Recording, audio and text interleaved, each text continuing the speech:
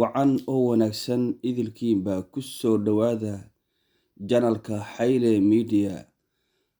Ninkii raggii labada ahaa ee isku laayay ee isku dilay wax aysan war iyo wacaal ka haynin. Ku soo dhowaada qisada.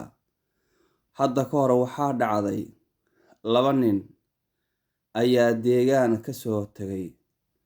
Nimankaa waxay ahaayeen niman saaxiibo ah, muddo dheer saaxiibo ahaan jiray, wada noolaan jiray, laakiin hase yeeshee waxay maanta isku dili doonaan.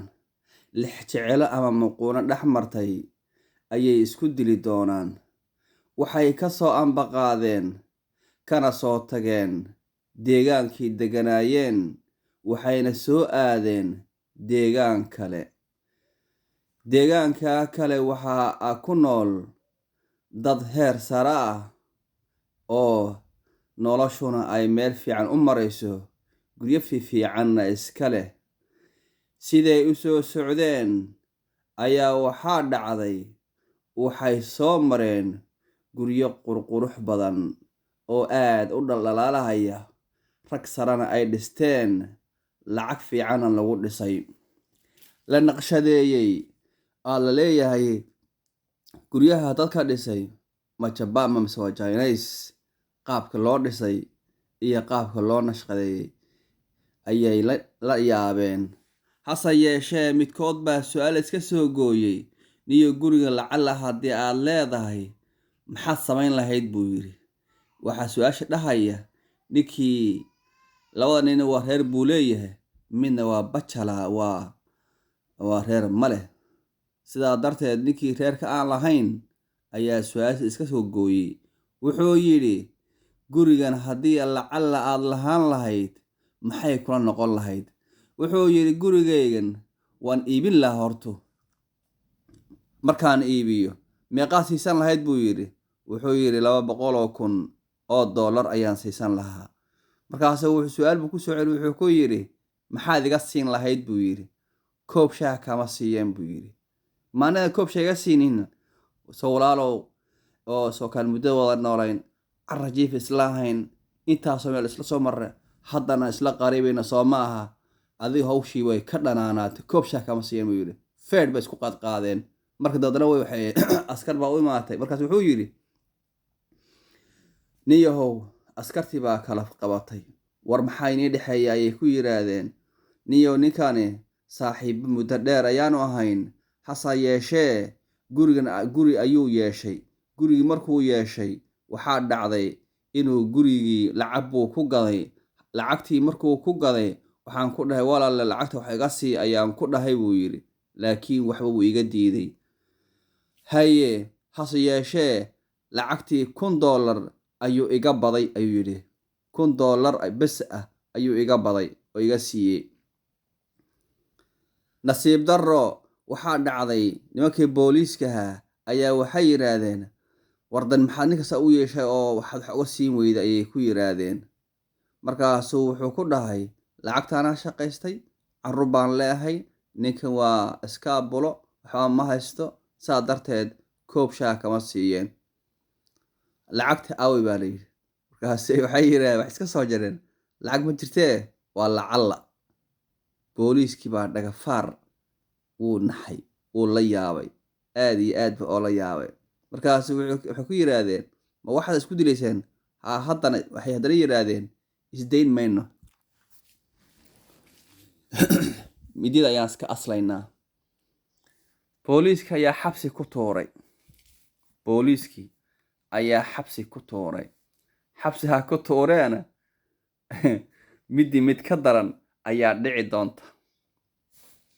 Xabsigii markay ku tuureen, xabsigii oo markaa dad badan ay jiifaan oo xabsi dad ku jiraan ayaa waxaa dhacday inay haddanana su'aal kale oo isweydiiyaan. Ninkii reer kale ahaa ayaa wuxuu yidhi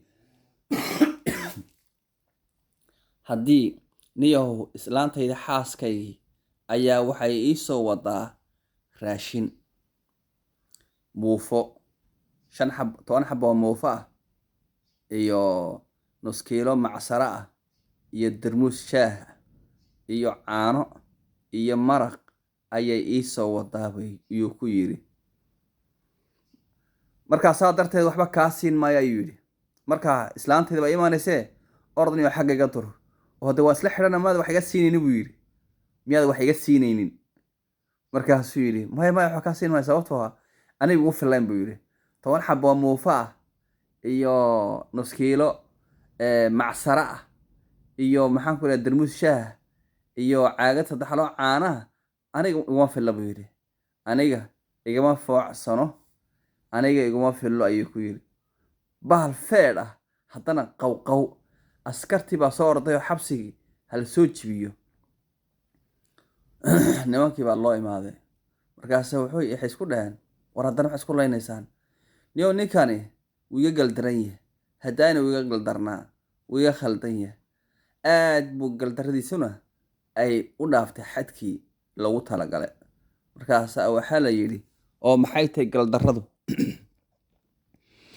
wuxuu yidhi galdarradu waxay tahay buu yidhi. wuxuu yidhi walaalkay muddada dheer baan isla soo joognay, isla soona qariibnay, mushkilad isla soo marray, isla soo rafaadnay. laakiin haddana anakoo xabsiga ku jira oo sidaa u rafaadsan ayaa haddana wuxuu yidhi islaantaydii ayaa waxaa ii soo wadaa muufo 10 xabo ah iyo maraqeedii iyo nus kiilo macsaro ah iyo caagad dhucay ah oo caano ah iyo darmuus shaah ayuu ii soo wadaa buu yidhi. ha ii soo wadee aniga waxba kaa siin maayuu dhah. marka de walaalkii baan ahay sida uusan wax iga siinaynin maxay tahay buu yidhi. saasaan ku feedhay buu yidhi. feedh ayaan raaxada kaga qasay buu yidhi. waa la yaabay marka. markaasaa la yidhi awayday muufadii iyo hadda muufadii awayaa haa way soo socotaa. oo xagee soo socotaa? way imaanaysa. markaas muufada maxaa la yidhi lacalla hadday imaato. nimanka askartaha ee xabsi ka shaqaynayay ayay yaabeen. war ma idinkoo xidhan ayaad haddana waxaan jirin ayaad isku laynaysaan baa la yidhi. askartii baa kala qabatay. markay kala qabatay iyagoo dee isdileen ay kala qabatay, midkood dhiigu ka daadanayo oy kala qabatay. waa masalada la yaab kale. marka haddanana waxaa la yidhi nimankan waaba niman walwaalane xabsi nooga saaraa la yidhi. xabsiga ayaa laga saaray. bannaanka markay marayaan ayaa ninkii booliiska ahaa ama sargaalka sare ahaa oo labisan ayuu mid saa u khaawisay.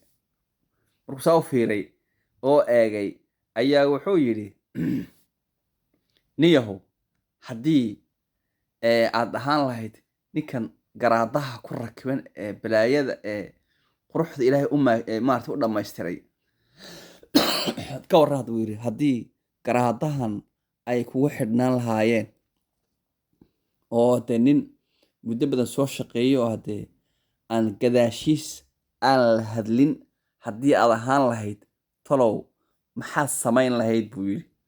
markaasaa wuxuu yidhi waxaan samayn lahaa buu yidhi kow hortu adigan xabsiga kugu tuuri lahaa buu yidhi. xabsiga intaan kugu tuuro ayaan kugu garaangarin lahaa buu yidhi. markaasuu yidhi maaniga maanaad xabsiga u garaangarinaysaa? haa buu yidhi. si aan xabsiga kugu garaangarini buu yidhi. inta xabsiga kugu garaangariyo ayaan dhihi lahaa buu yidhi ha xidhnaadu buu yidhi. kow qaqac haddana baal feer ah ayay raaxada isaga qaadeen. markaasaa ninkii taliyaha ayaa u yimid oo kala qabtay haddana. markaasu wuxuu ku yidhi war maxaa dhacay ood isku laynaysaan haddana? markaasu wuxuu yidhi taliye sidee kula noqon lahayd buu yidhi nin taliye ah oo garaaduhu ay ku rakiban yihiin oo balaaye ah oo dee laga qayliyey ninkii amarkiisa diida oo maxaan ku idhahdaye intuu yidhi ha la xiro yidhi lama xirhayo dhahay maxaad ku samayn lahayd buu yidhi. taliye haddee markaas wuxuu yidhi ninkan amarkay igu diiday. amarkay markuu diidayna xabsiga ayaan ku garagaray. marka taliya wuxuu yidhi ninkan gar hadduu yeeshay maxay waxaan dhahay ima xidhi karo saas darteed baan ku diyaan ma saas ahaa ninkii taliyaha yaab iyo amakaag intuu afka furtay wuxuu yidhi waa nimankan wayba waalan yihiinbe aniga waali doonaane soo qabta xabsigana ha lagu tuuro ayaa la yidhi weliga adigu dhegaystow tan oo kale ma la kulantay barnaamijkan waxuu la mid yahay lacalla haddaan sidaa noqdo maxaa noqon lahaa